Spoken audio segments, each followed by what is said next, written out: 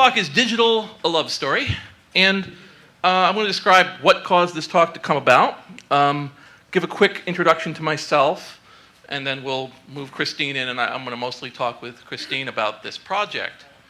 So, I run a site called textfiles.com, which some of you may be aware of. It is a collection of computer bulletin board ephemera that I collected through my childhood, and then in my late 20s, I decided to put all online because I thought there weren't really enough sites about bulletin board systems.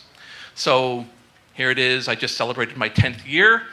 I am well up into crazy amount of time where people come to me and say things like, yeah, I started reading you when I started on the internet. And so now I'm in college and I'm in computer programming because textfiles.com encouraged me to go into computer programming. So I'm like, shut up.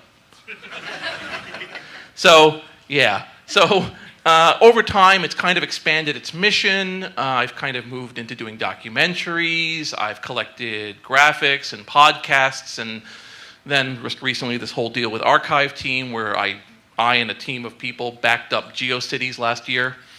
So if you lost anything, let us know. We'll try to get it back for you. Like I said, my relationship to textfiles.com has been one now. I've been running it for 25% of my life, and it is, it's going along pretty well, I thought. And I was actually down at South by Southwest when mail started to hit me. Now, when something old or oldish happens, something like, I don't know, the creator of ASCII died a few years ago, or some new company makes a ad that looks like it's done on an Apple II. People write to me, and they kind of pepper them, and people are like, I don't know if you saw this, and they Twitter me. And one by one, people started to Twitter me going, do you know about this digital, a love story thing? And I was busy. I was traveling and doing stuff, but it was like, do you know about the digital love story? And I clicked over, I looked at it quickly, and I was like, okay, fine. And this went on for a while, and then finally, I had the opportunity. I ended up taking a train from Cleveland to New York, which I don't recommend, and in this cylindrical tube of pain and misery, I was lucky enough to have a plug, so I could plug in my laptop. And I finally said, okay, fine, I really should check this thing out, and I was just blown away. What this is a point-and-click adventure based around calling computer bulletin board systems that builds itself up into a love story, a story of tragedy, of hope, makes you play several roles, and by roles I mean, subsets of being a person who uses bulletin boards to achieve what comes to it as a goal. And it's got a music soundtrack to it, which BBSes didn't have, which makes it even better. And it was beautiful. And it came out, and at the end, she thanks, the author, who was Christine Love, thanks textfiles.com for historical research. And this is a background for a story. And her research had come primarily by reading things that I had copied off of bulletin board systems as a teenager. So I thought, I got to meet this person. So this is the first time, we just met yesterday in person. And I wanted her to come down, so that's the story. So I guess if you want to introduce yourself as you prefer to tell people.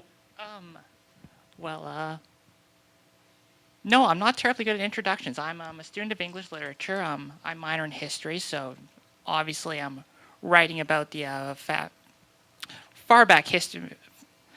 Past of 1988 is obviously of special interest to me.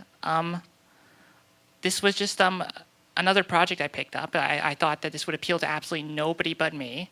The next thing I know, people are telling me that it's Oliver Boing Boing, so it caught me off guard. Oh, it's definitely Boing Boing juice. You could have wrapped it saying, here, Corey, and put a little steampunk card on it, and he would have been like, ah! And that's, so... obviously, you could do a cyber love story, a story in which, relationships online are the theme. What made you choose bulletin boards? It's the fact is, it's as an error, it fascinates me. This is oh.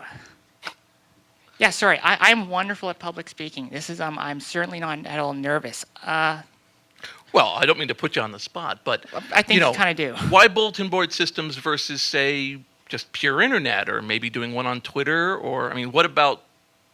I mean, why choose bulletin boards versus one of these other social media, as they call it now, events?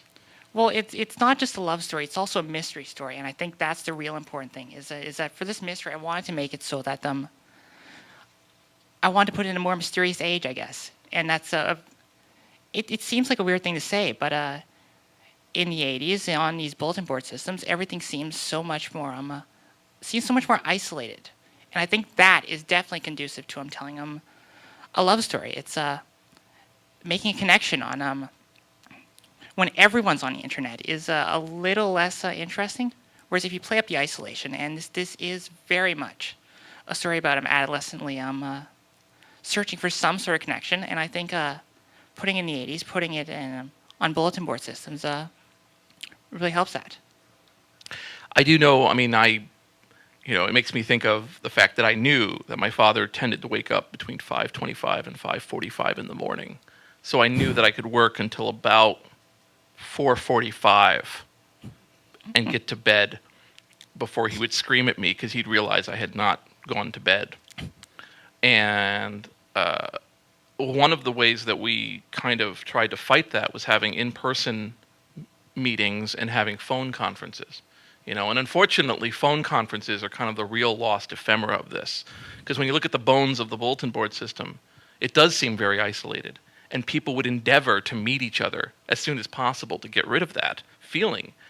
But if you called into a bulletin board system that was far away and didn't have a local aspect, then you really felt like you were distanced and observing. I mean, some people will say, no, I felt really close, but I would say, there was a bulletin board system I would call in Minneapolis, and I didn't meet those guys until 2003, and I had been on their bulletin board system in 1983, so 20 years later I met them. They're fatter now. Brilliant, but fat. And so I would, I'd agree with you from a kid's perspective, but on the other hand, there is that part which comes across, I think, in the way you put it together, where you might feel a little cut off. Well, okay, first of all, in the beginning, you have a shop owner give you a bulletin board system number because they say, oh, thanks for, just here you go. Here's a number. Why don't you call it, right? And that is exactly how it worked. Exactly how it works. Somebody would give you a phone number and say, try this with your modem. And that was the next 8 years. So that's what, that piece of it, this is what fascinates me because you didn't live through it. So you're actually, there's a part where you're trying to get phone codes and it's pitch perfect. It is pitch perfect because a phone code might stop working and suddenly you are a junkie. You are in the street, you're doing this, and you're like, oh, someone's going to have codes, someone's going to have codes. And I got a lot of complaints about that aspect, presumably from people who are more my age or weren't familiar with searching for phone codes and I got people saying that, oh, I constantly have to keep going to check for more codes. I'm like, yeah, that's the feeling. So they're complaining about a basic game mechanic inherent in the game. It's not so much missing the point as not quite understanding the point, but I think it's... So you've gotten feedback. I loved your feedback from 2 days ago, by the way. My first piece of hate mail. Hate mail. I'm so excited about this. Finally, people hate me.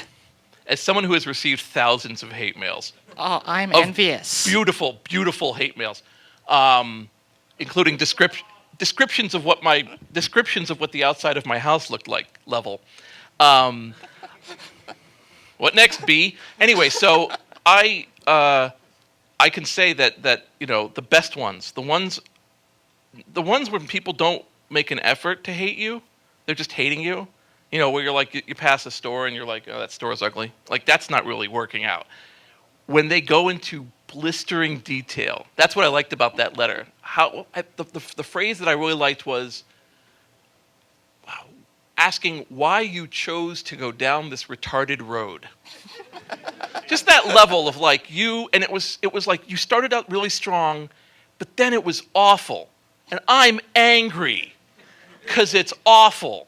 But you started out great, and now I hate you. Those are my favorites. You probably, you, as somebody, I mean, yeah, you got your really good blistering hate mail, but you've gotten feedback, I would think from, this is just me guessing, you can tell me where I'm wrong, people who used them, for whom it was a nostalgic trip through their childhood, and people for whom it might as well have been, takes place in space on a satellite for all that it matters for them. Does it swing one way or another that you've gotten from that? I've gotten a lot from both. Most of the comments I've gotten don't seem to really talk about it as being nostalgic, so I assume it must be new. So, but I think fundamentally it just as a setting rather than as a historical area, just as a setting, it's still very compelling. So you get drawn into this world by the friendly store owner, and you get drawn in just as you would have in as actually in the '88, regardless of whether or not you have nostalgia for it. At this point, some of you, I would assume, would like the URL to this game, perhaps, or unless you've already played it or tried it. How many people here have played this game? Actually, oh, nice job. Okay, it's I believe it's scoutshonor.com/digital. Is that That's right? right. So Honor it's spelled the Canadian way. Yeah, so HONOUR, scoutshonor.com/digital. That's right. So you can download it. It's cross-platform. It's a Linux game. It's a Windows game. It's a Mac game. I wanted to move on to this because this fascinates me as well. It's a computer desktop. It's actually very much like an Amiga.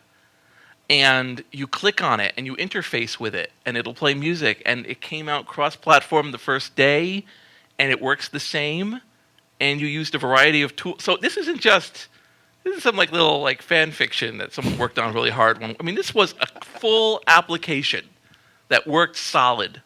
That's the way these things need to be.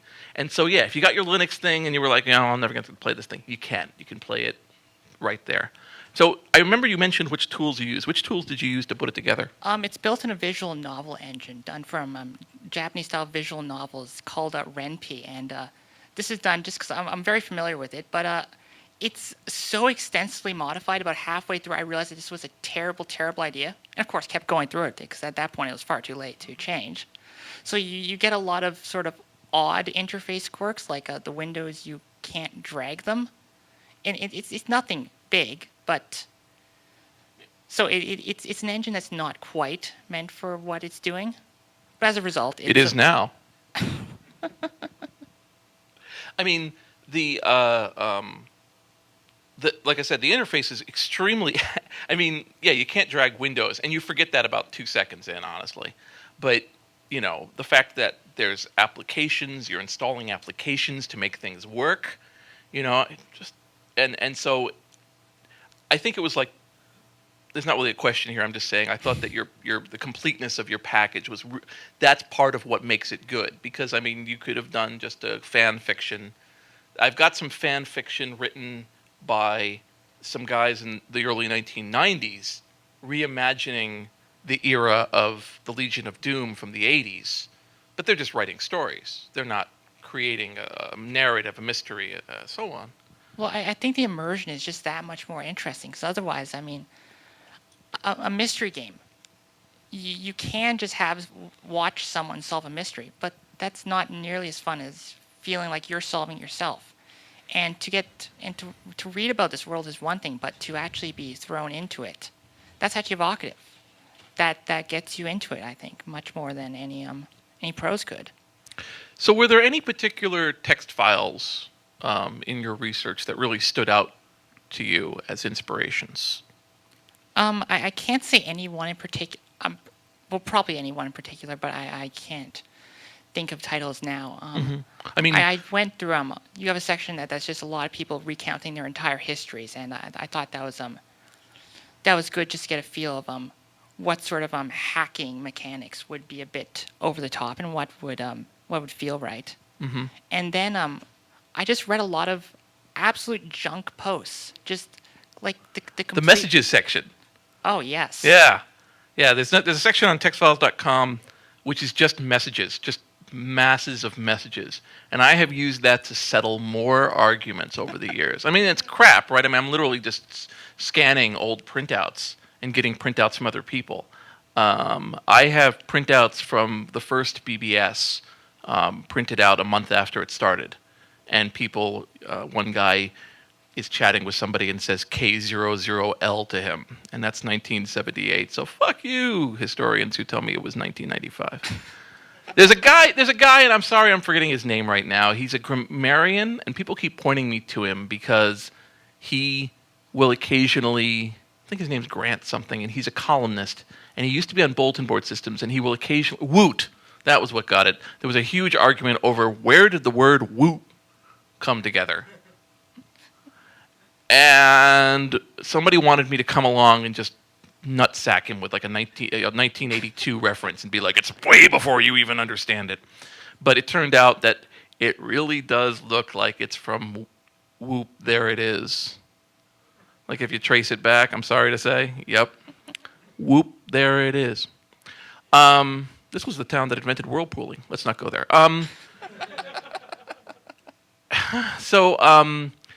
You know, there's always this kind of little buried gems in these messages that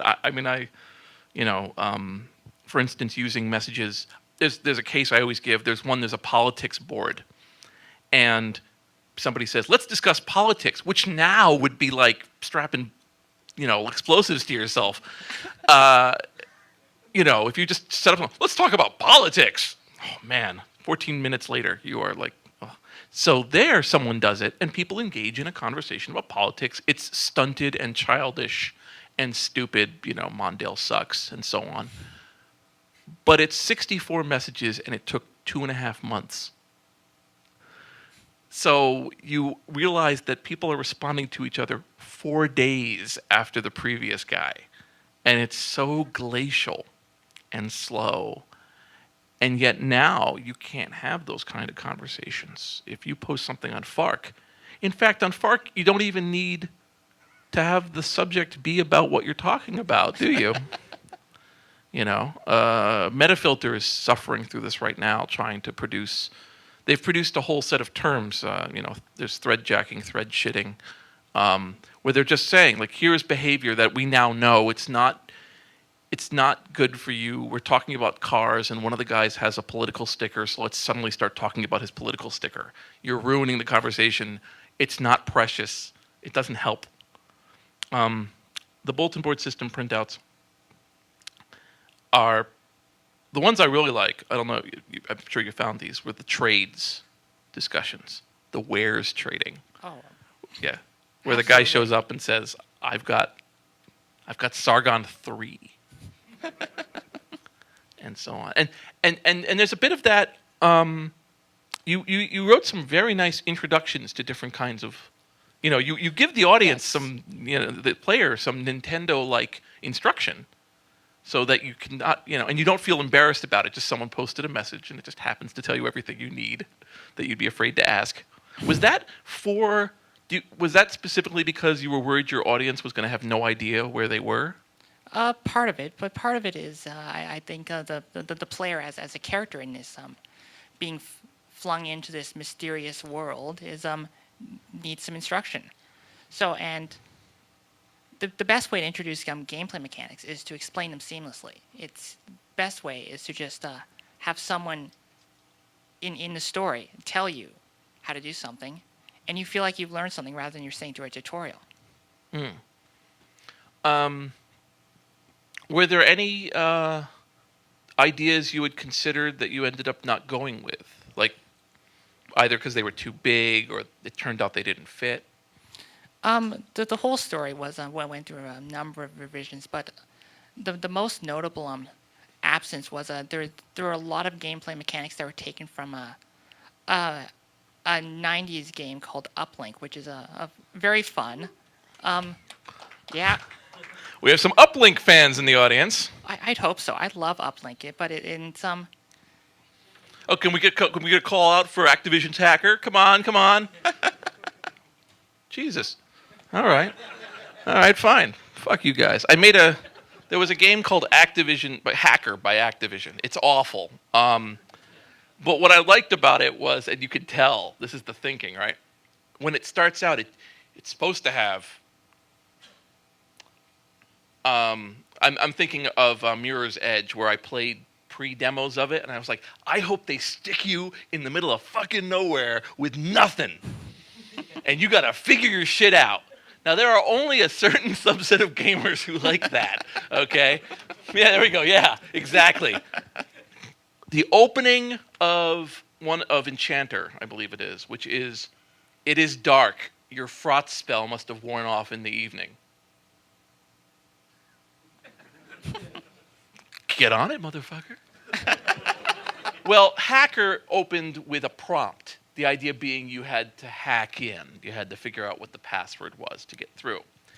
Except that if you got the password wrong like 4 times, it would go, are you sure it isn't this password? And it had a bunch of that. That never happened to me in the old days. Although guest did work an awful lot. But anyway, so okay, Activision's Hacker, if you want to go, but feel free to pirate it because, I fully endorse it. Thank you. But anyway, so wait, you played Uplink as a preteen. You bumped into this game. Yeah, well, not a preteen, a couple of years ago, but Oh, yes, okay. Okay. I thought you meant you played it in the 90s.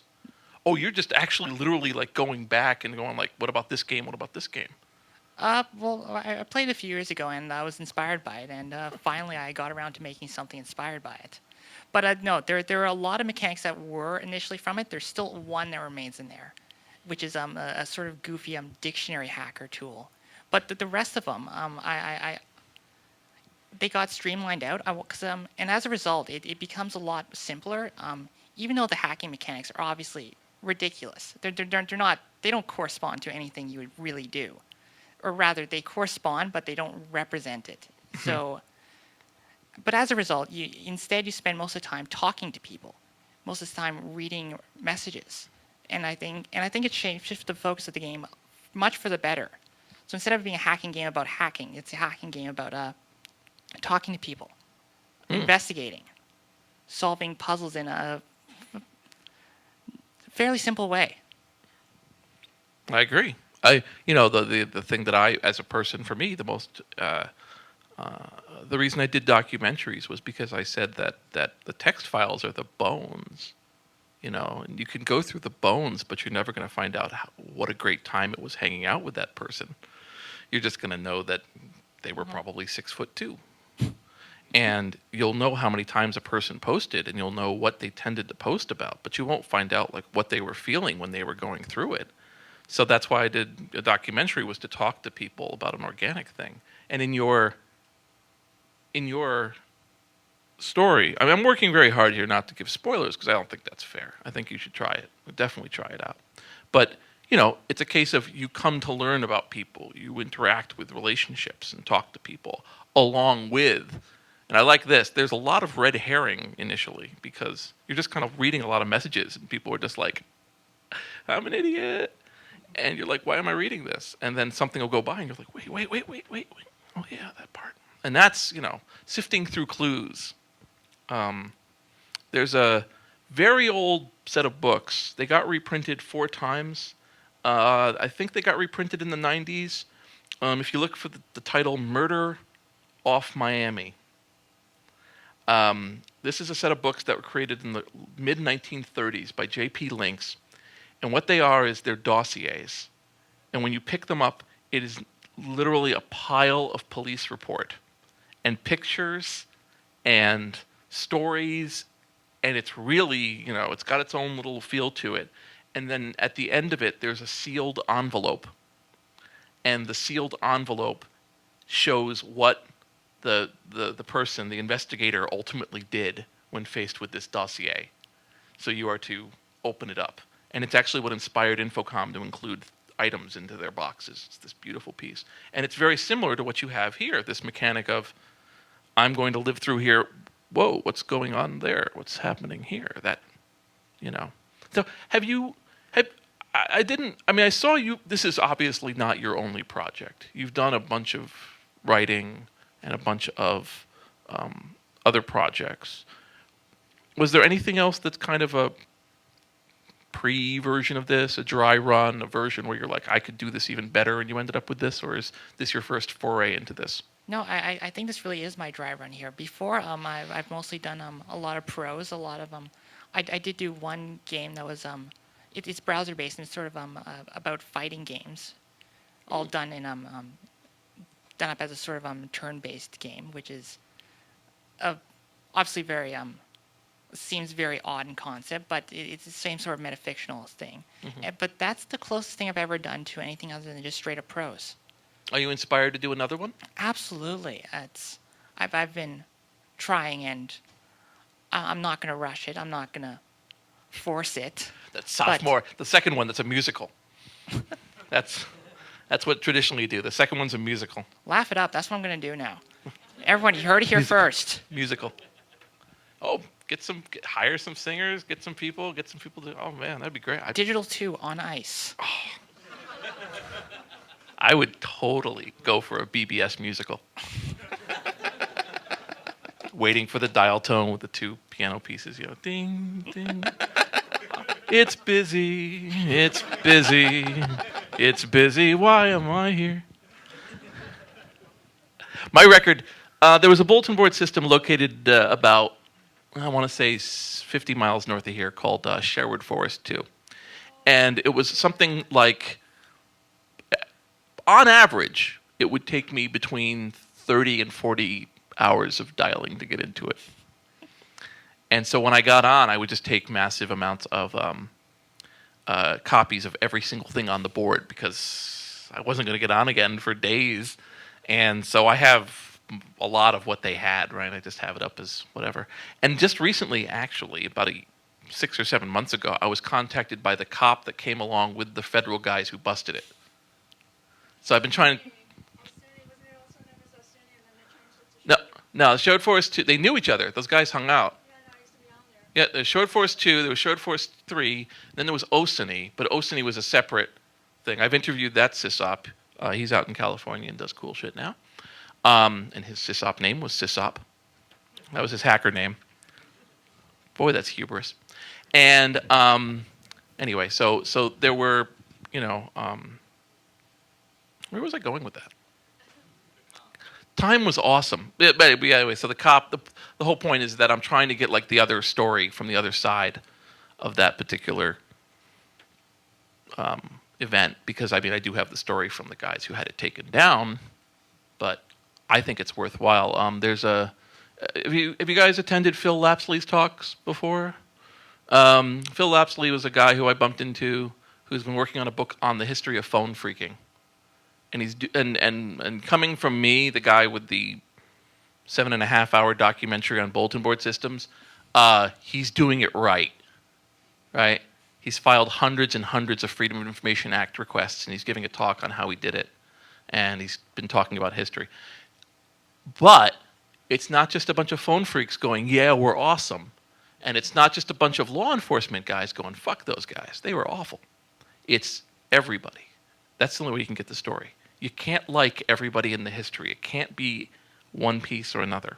So getting back to your work here, how long did you work on it?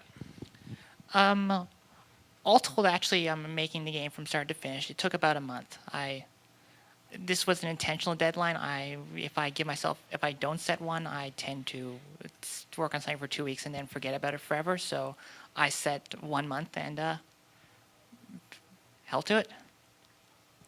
It plays like a game that was not created in a month. I could say that. It's very smooth. Was that like every day? Every... Yes, definitely. Okay. So it's hours of work each day. Hours of programming, and during the first couple of weeks, it was also hours of just reading through archived reading through files on your site. Especially and even during the end when I was writing messages and trying to nail people's voices. Just about every post on there is based on the writing style of a real person. Because I wanted to get I did want to get that feel correct. I, I think you did a great job. So I want to say again, it's a Scouts Honor, HONOUR.com/digital. It's a very small program, and it includes chiptune music as an optional background, which adds a nice feel to it. But it's optional; you can turn it off. So and some really good music there from the Thank demo you, scene. Creative Commons. Yeah. Oh yeah, that's right. It's released Creative Commons, correct? Yeah. So the guy, either he is offering my limo or we have 10 minutes. So if there's some questions from the audience, if you wanted to come up, and if there was anything you wanted to ask Christine or myself about anything, don't be afraid. They were there for a reason. But while people work up the gallbladder to do it. Oh, there we go. So I haven't played the game yet, but I was wondering about how do you deal with the issues of the BBSes being busy or the speed at which you get text. Is that comparison to what we created? I ultimately decided that a lot of that would be one of those things that wouldn't just get implemented. I figured that a player probably wouldn't be very interested in sitting through a busy signal as much as that was obviously an important part of actually calling BBSs. And similarly, speeds again. I couldn't think of any way to implement that wouldn't just be frustrating. Bulletin boards do go down, so you lose avenues of exploration. And I agree. The problem is how do you portray that the time is long and boring? You try not to do it by having the time be long and boring. That's kind of a you have things kind of fade out and fade back as like, man, that was long and boring, and then move on to the next thing. Yeah, it doesn't work in movies either, does it? Any other questions along with optional turned on microphone? Is that? Maybe? There we go. There we that go. sounds louder than my voice. Go ahead. We're probably on. So having played through it and having a bunch of friends who've played through it, one comment that keeps coming up again and again, and I'm going to spoil a little bit of the device, not the plot. Okay, step carefully. Is you get these messages and then you hit reply, and then you get the responses back, but you never see what you wrote. And so it always feels like you have a monologue coming at you, but you can only ever see half of it. And I was wondering, was that intentional? Was that something that you chose very actively when you were designing the game? It is. This was it was figuring out that the game I wanted to do some sort of story for a while, but it took me a while to figure out what would make it work. And eventually I figured out it was a silent protagonist. You don't see what you're writing, so it doesn't break the immersion as much as if you would see your response and say, wait, I wouldn't say something like that. That's not right at all. Instead, you have to fill it in, and it's very, and most of the responses are ambiguous enough that it hopefully it fits in with whatever you actually were going to ask. So yes, it was a deliberate effort to not break the immersion there. There has been some debate on that. I think Emily Short wrote a bit on that. She wrote them.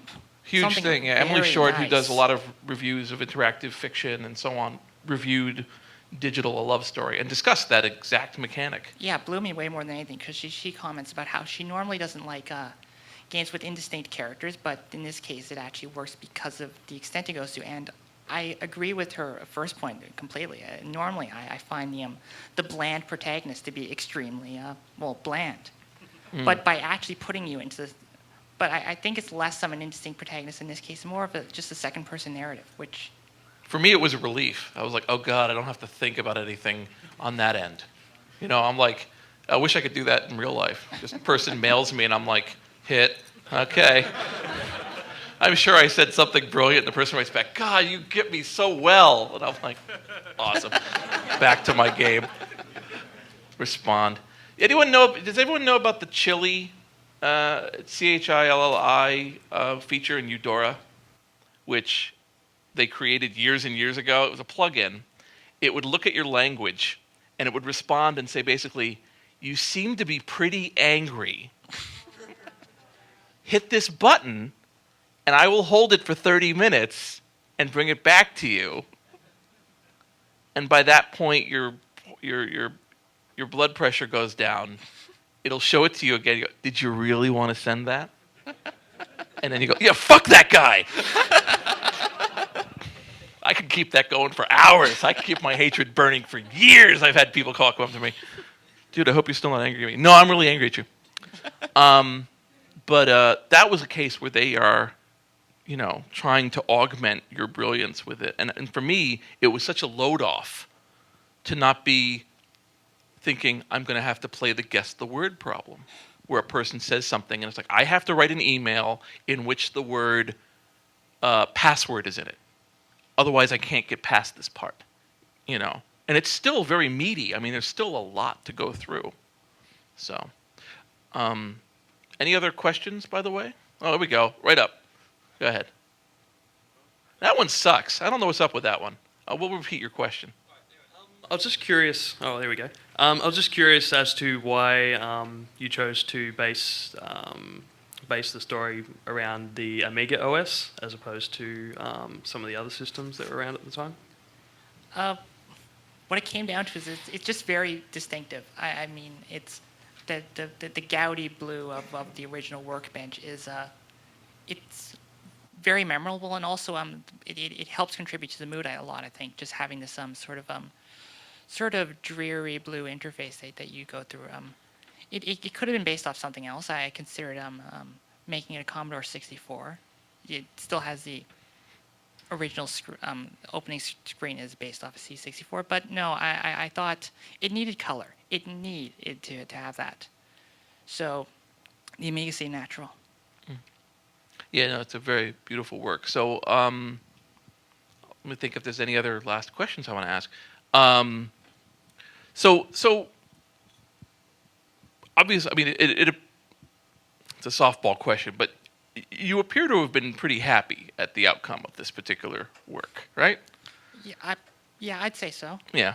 So, do you think of it as a side thing you do to other main work you do, or do you see a possible future in that, in game writing and games and stories told that way? Well, there's clearly a very big audience for this, which continues to surprise me. I'm definitely looking forward to making something. Again, maybe along those lines, maybe not. But doing something like that is, I think it's not to devalue the simple prose. I think there's. Mm-hmm. I certainly like writing novels still, but I think it's it's definitely fascinating, just having a chance to play with different sorts of narratives to immerse the player rather than simply telling a story. Well, I hope we get many more out of you, is what I'm saying. So thanks again for making such a great piece of work. And thanks, everyone, for coming to our little conversation. And be sure to check out this game. Like I said, doesn't take long to play, but it's really enjoyable. ScoutsHonor, HONOUR.com/digital. And for my own self, I'm showing a little film tonight at 11 p.m. over in the big room about text adventures and interactive fiction and that whole world called Get Lamp. So thanks again to everyone. Thanks for coming.